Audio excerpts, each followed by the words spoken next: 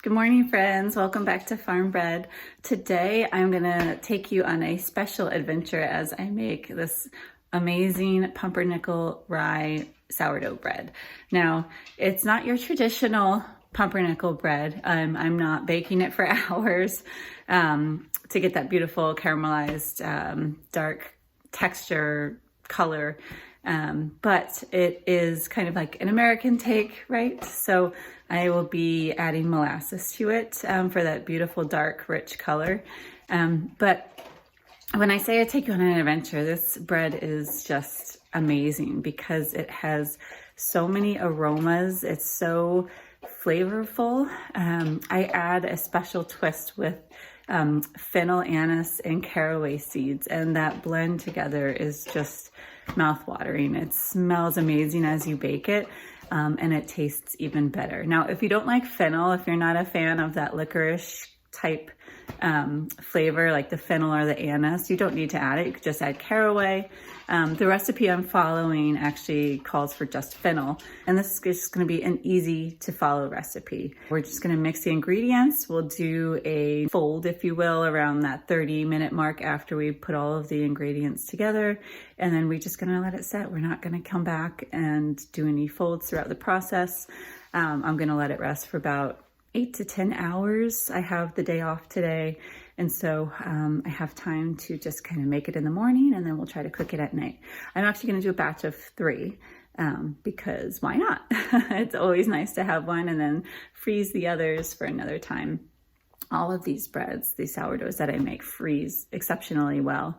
And their shelf life, I have to say, the book that I follow usually says it stays fresh for about 1 to 2 days, but I typically put mine in a plastic bag. As much as I don't like having to use plastic, it seems to preserve the bread the best because we don't use any preservatives. We use all natural ingredients. And so if it's stored in a plastic bag, my breads tend to last for at least a good 5 to 7 days on the counter. This is the recipe. It's called Rustic Pumpernickel, and this is from our Artisan Sourdough Made Simple. Actually, this is my favorite sourdough book. It's by Emilie Raffa. She just is a genius in making something that could be so complicated and turning it into simple recipes that we can follow. One thing I thought that would be fun to show you was how I mill my own wheat berries and rye berries. So for this recipe, it's using rye flour. So I will show you how I mill my own rye berries. It's super simple. I just use an appliance called the Wonder Mill. It makes it extremely simple, easy to operate, and you can do it literally within like 3 minutes before you actually start to make your bread. So I would definitely, if that's something that you think you might want to do in the long run, look into it. I'll put a link below for you guys in the description. It's called the Wonder Mill, and yeah, I haven't had any issues with it. Been using it for a few years now, and so far just have had a really good experience with it. So here are our rye berries. I'm going to be using these to fresh mill our flour for our recipe today. Here's the Wonder Mill that I use, which is nice because everything comes out, you put the wheat or the berries in here, and then the flour comes out through here and it comes into this enclosed container. I really like having the enclosed container, just so you don't get dust flying everywhere. I haven't actually tried any other mills. I just did a lot of research, and this is the one that I went with, and I've had a great experience so far. So for the Wonder Mill, I have it set to bread, and then I'm just going to turn it on and let it operate for a few seconds, and then I'm going to add my rye berries. So it's going to be kind of loud.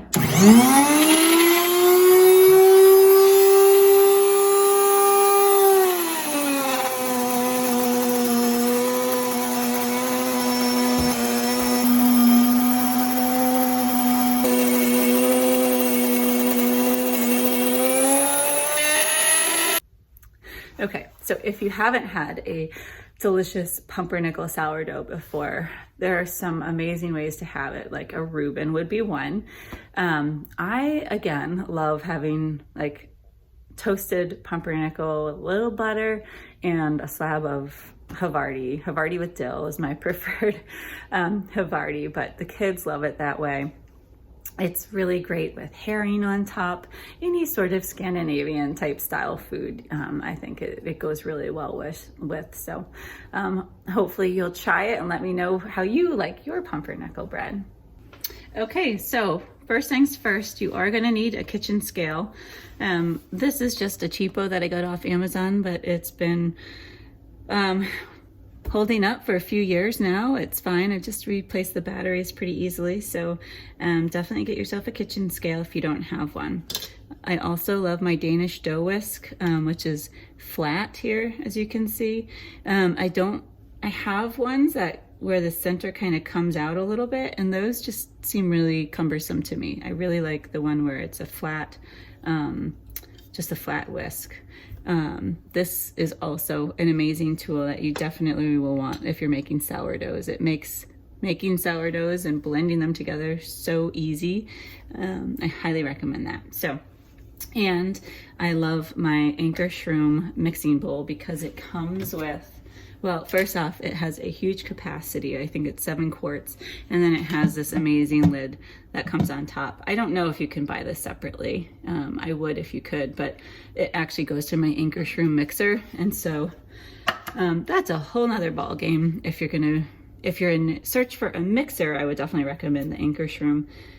But it is quite an expensive endeavor if you just want the bowl. So I wouldn't recommend that. So we're gonna get started. I'm gonna zero out my scale and we'll start adding our ingredients. So I'm gonna grab my starter. I keep my starter in the cabinet. You see, we've got some nice bubbles going on there. This again is a wheat-based starter. I don't typically make my starters with according to the breads that I'm going to make. I typically just always make a nice wheat-based starter with my whole milled wheat berries. All right, so we need 50 grams of active starter. I'm gonna be doing a batch of 3.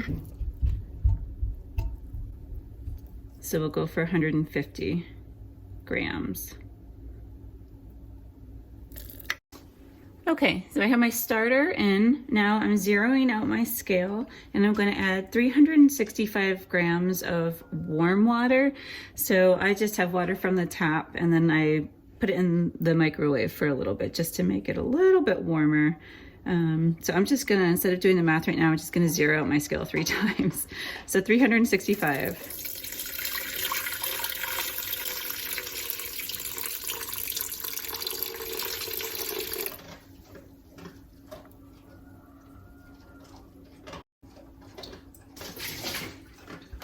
Okay, so we did our water and our starter. Now I'm just going to mix these together with my Danish dough whisk.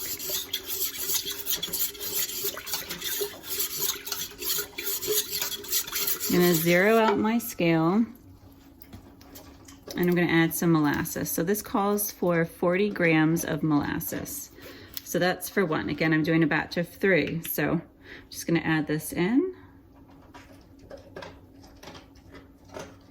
So that would be 120.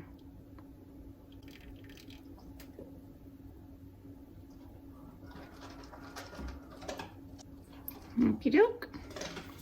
Again, I try to use all organic ingredients when I can. So this is organic molasses.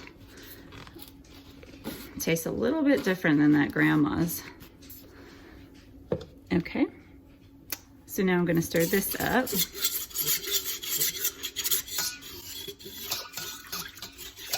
Now it calls for 120 grams of pumpernickel flour, which is a rye flour. So I have a little bit left over.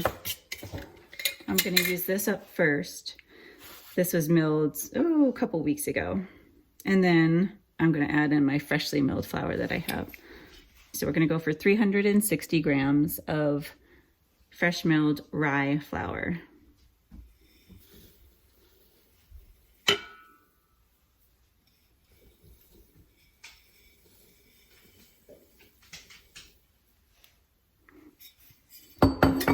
We got 340, just a few more.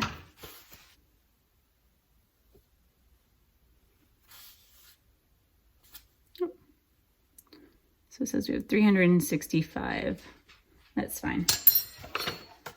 So now we need our bread flour. I get my flour in bulk because I like to make big batches. So I have an unbleached bread flour. It's got a high gluten content. It's organic. I actually get mine from Lindley Mills out of North Carolina, and I've had a great experience with it so far. So I highly recommend, if you're looking for a bulk distributor, Lindley Mills would be a good place to go. Okay, so I got to turn my scale on, zero it out, and we want 380 grams per loaf.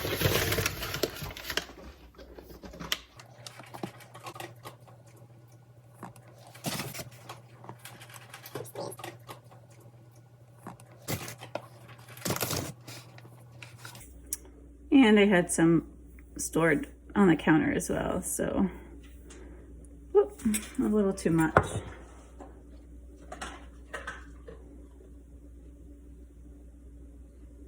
There we go. All right, so we're at 1140. Now I'm gonna add the salt. So I'm gonna zero out my scale, and it calls for 9 grams of sea salt. So do roughly 27. There we go. Now we are going to mix everything together. So I'm actually at this point, probably take it off my scale so I'm not hurting my scale by pushing down hard on it. I'll start to mix all of this together.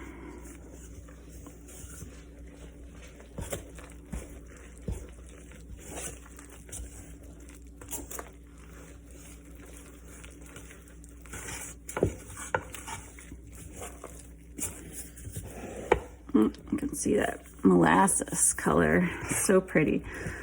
When I first made this, I was kind of alarmed at how the dough was looking. As Emilie Raffa describes it in her description in her book, she says it kind of comes together like mud. So because the rye doesn't have a lot of gluten in it, that's why we do add quite a bit of bread flour. So stir this up to the best of your ability. It does get hard at a certain point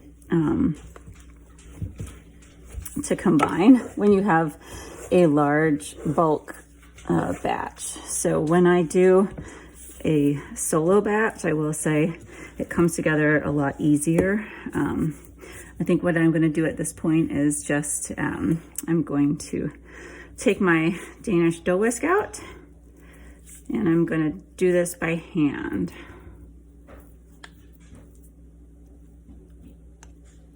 Something that's a little bit different with this recipe is, which is kind of funny, is it was a mistake for the author.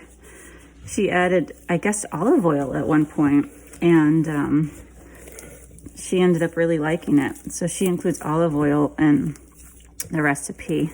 After we let it rest for a little bit is when we add the olive oil. And that's also when I add in all of my spices or herbs, whatever you want to call it.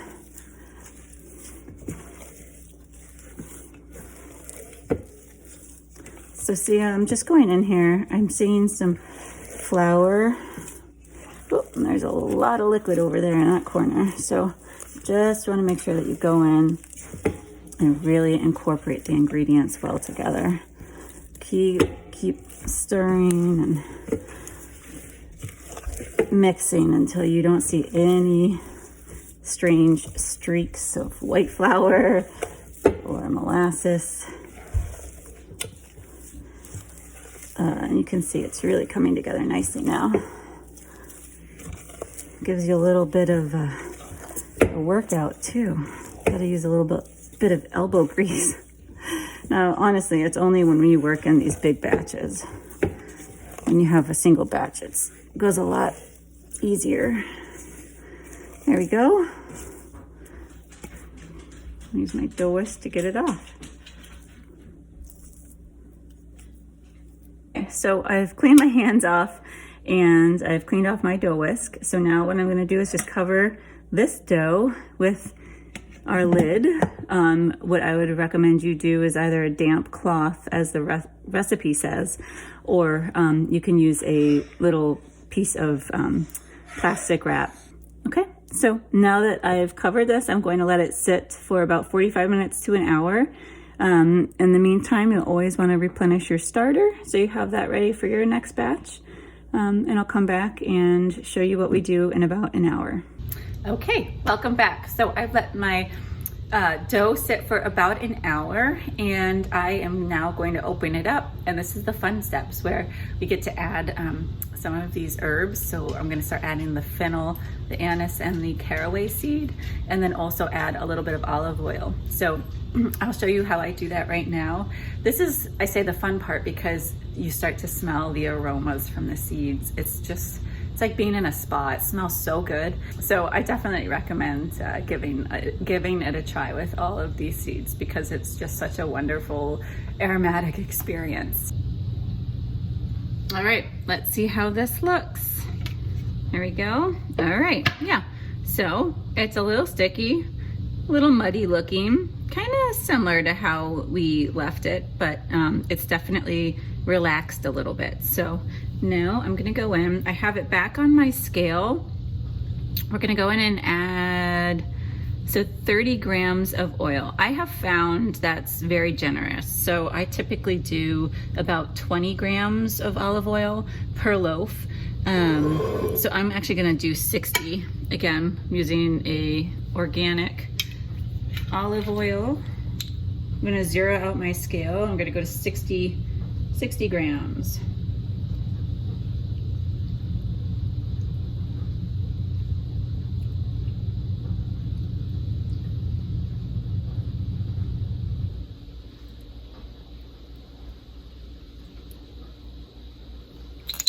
Okay, so I've got the oil on top. And now I'm going to add my seeds. So we'll start with the fennel. She has in her recipe 5 grams. So that's what I'll do. I'll zero out my scale. I'm gonna do about 15 grams of fennel.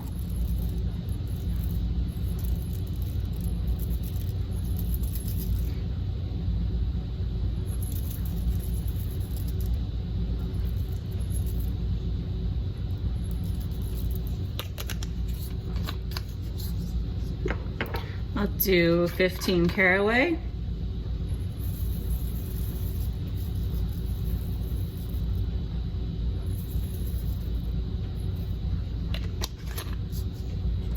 And about 15 anise.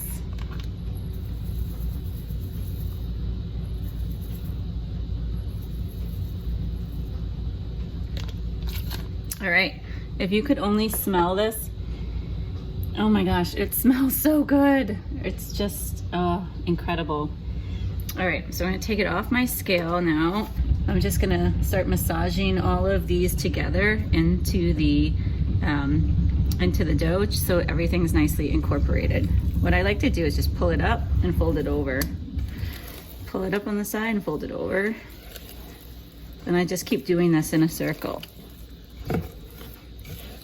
just to get it like in the center. Yeah, this is, I don't know if you can tell already how it's stretching, whereas before it was just like kind of a mush. Now it's actually stretching like a dough,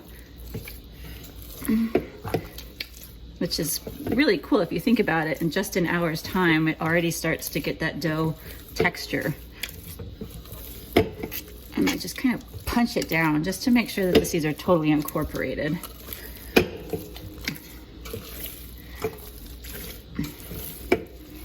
My God, you guys, if only you could smell this right now.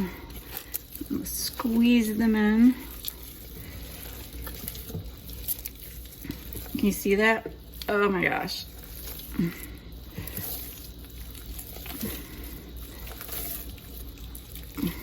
So beautiful.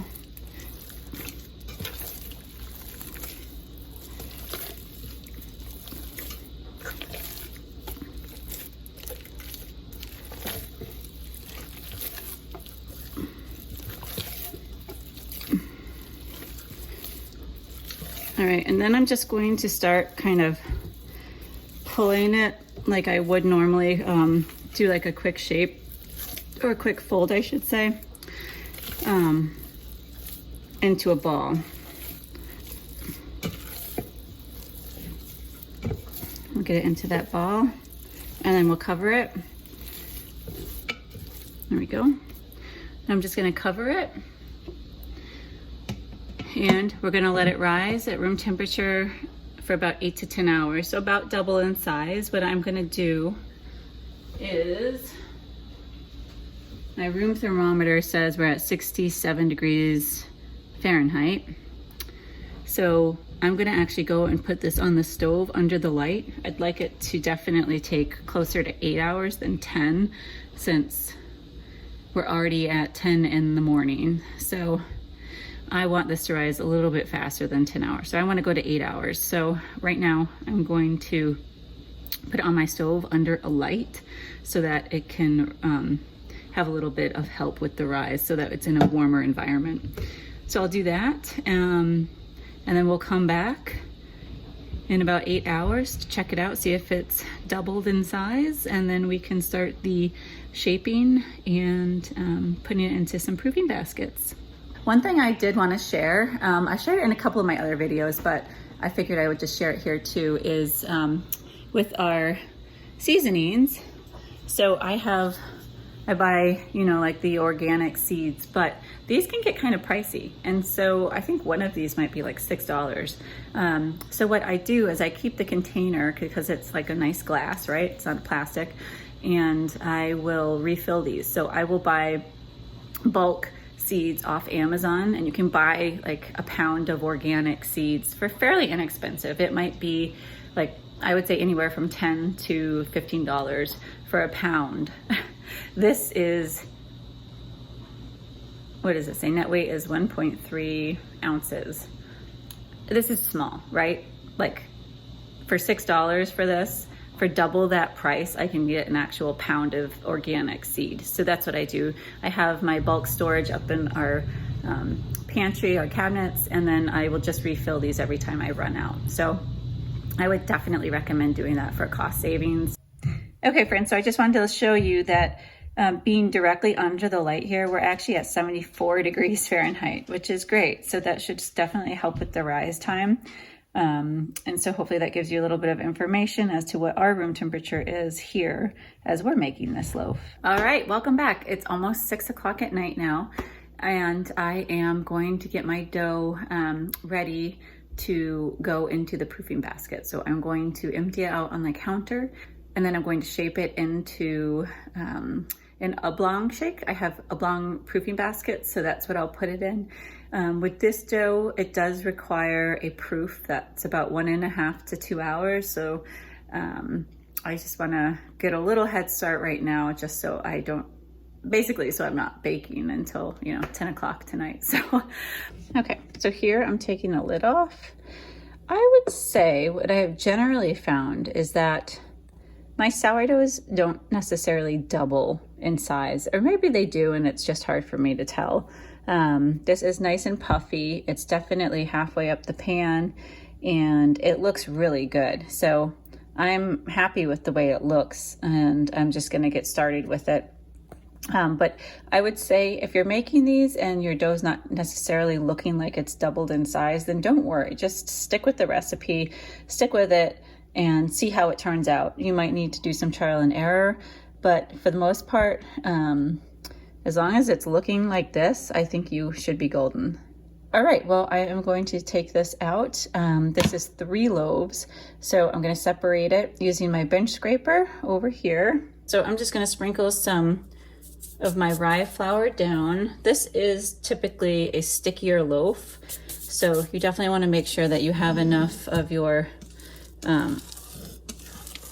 enough flour down on your counter when you are separating these.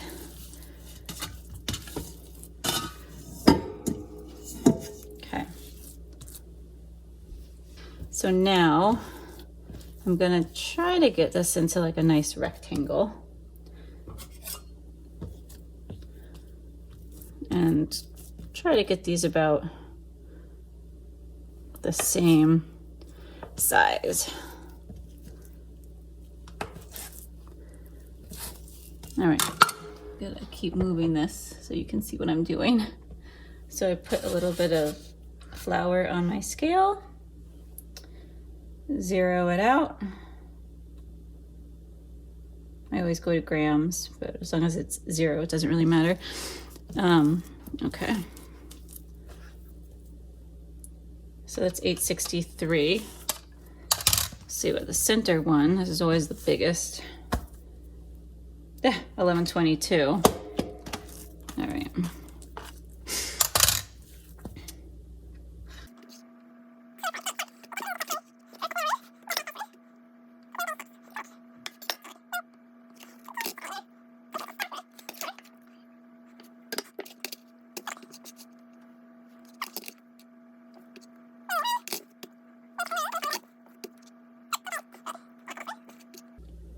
Just takes a little bit of playing around.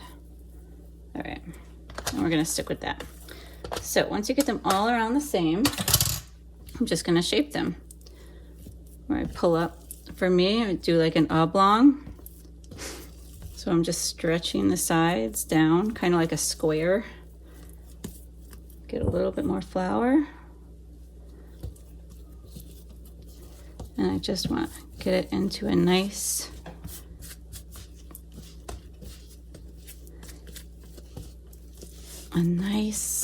oblong shape, like so. If it's sticky, just use more flour. Okay, there we go. So that's our first one. I'm going to shape the others.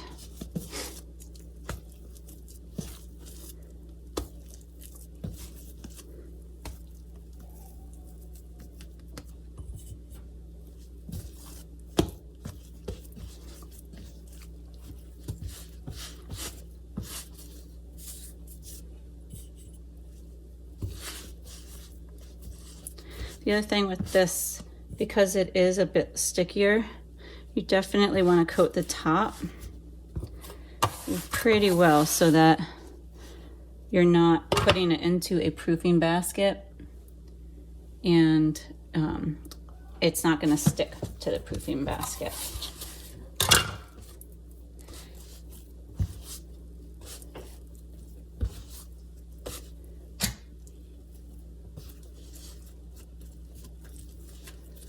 I just kind of keep going over until it just feels right. The more you do it, the more you'll get a hang of it and you'll just know when it feels right. And by the way, I'm going to show you a close-up so that you can see all these beautiful seeds. So we're going to let this sit here for a few minutes. Just relax a little bit. And then I'm going to put them in the proofing baskets. All right, check out all those beautiful seeds.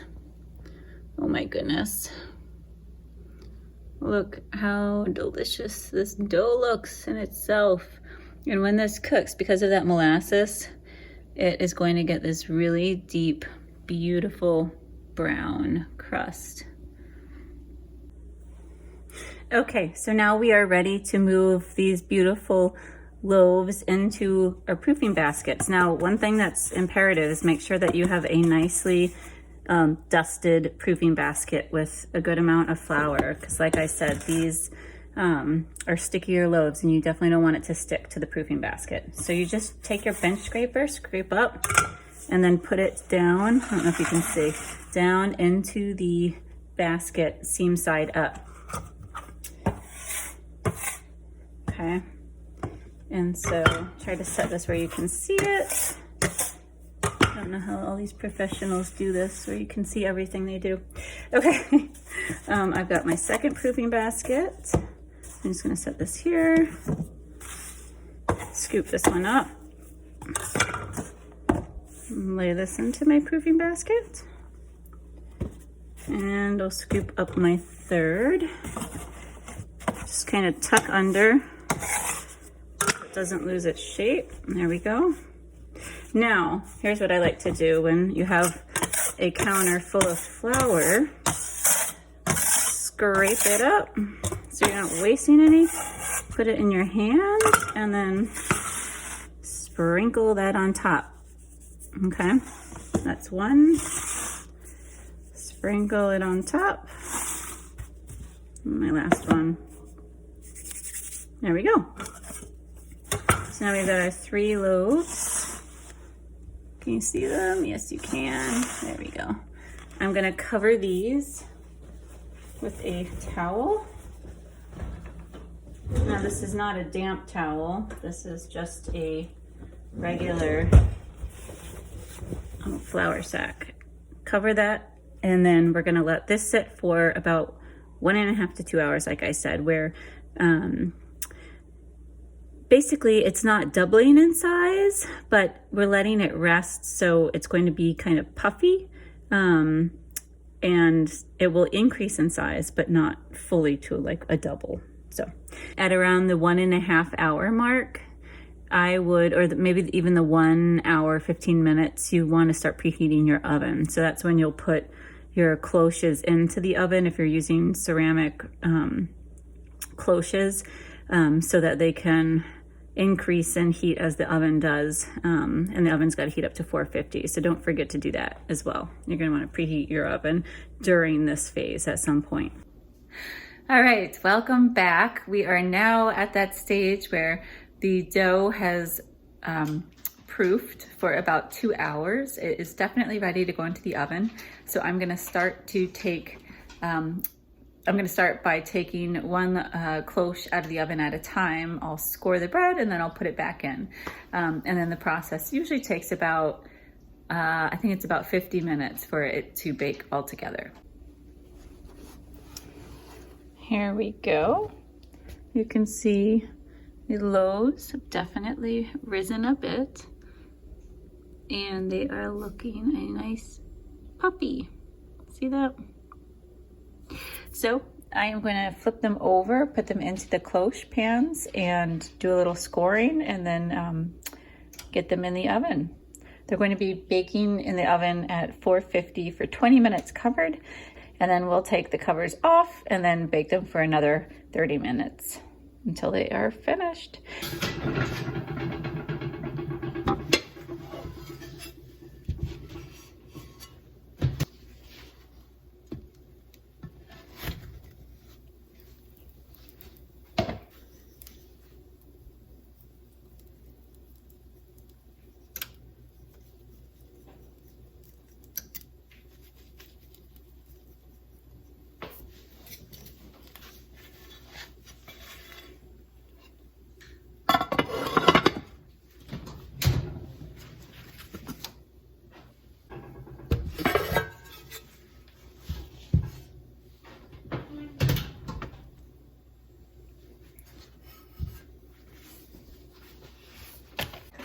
All right, so the bread's in the oven. They are baking at 450 covered for 20 minutes, and then I'm gonna take the lids off and then have them bake for another half hour after that. So a total of about 50 minutes. If they start to look, when you're making them, if they're starting to look a little too dark towards the end, you can always tent with tin foil. Timer went off, so I'm now going to take the lids off of each of these. I'm gonna have to set my phone down, and then I will show you how they look afterwards. All right, here we go. Oh my gosh, if only you could smell the gloriousness of all of this. The aromas are amazing. So just took the lids off. Here are 3 beautiful Pumpernickel-Rye loaves. Gonna let them cook for 30 more minutes, and then I will show you how they look. Okay, timer just went off. Gonna open up. You can see how beautifully browned the loaves are. I'm gonna take them out one by one. Oh my gosh, it smells so good in this kitchen. I just went upstairs to get the kids in bed, and I came back down, and it's like this amazing smell in the kitchen. Actually, it's permeating the entire downstairs floor. which I don't mind one bit. So I'm going to take these beautiful loaves out and put them over here on the wire rack to cool. There we go. Try to go in and get a close up. You can see the seeds. Oh my goodness. These look great. So there you have it. 3 rustic Pumpernickel-Rye loaves. If you try them, let me know. If left untreated, the spores could be harmful to both the mother. They expect to find a depicting the jackal-headed god Duamutep is placed inside the skin. So the crumb and the outer shell are just amazing with this. It's so aromatic and delicious. You can see the seeds, but you bite into it and you have this amazing like crunch, but then softness on the inside. It's just a really delicious loaf of bread. It's not too dense and it's not too light and fluffy. Like it resembles a sourdough, but with a little bit less of the large holes in it. It's got a little bit denser of a crumb, but it's not a dense bread, if that makes any sense. It's kind of like a soft, fluffy bread on the inside with smaller holes than your typical sourdough, but it is so good. I don't know if you can just see how fluffy it is. All the little tiny air holes inside.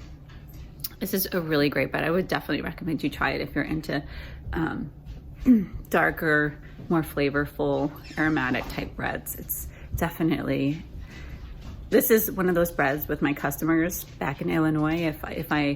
If they liked it, they loved it and it was their favorite one. So it's definitely not for everybody. If you are more used to like whole wheats or just a plain sourdough, but if you like a little bit more of those rustic, flavorful, aromatic breads, you will absolutely love this bread. So I highly recommend you trying it. And it's an easy one to make because, as I said, we're not going with the perfectionist German style where you have to bake it for hours to get the perfect caramelized color.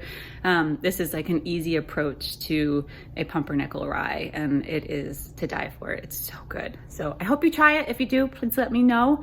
I'd love to hear how it turns out for you. Thanks so much for watching. As always, I appreciate it. Have a wonderful day. So one little fact about the cheese on toast or pumpernickel, I have the heel right here because most of the kids won't eat it, but I love it, is you can't just have one. So you always make one thinking like, oh yeah, a slice of bread with cheese, I'll be good. You always end up having two. Just saying.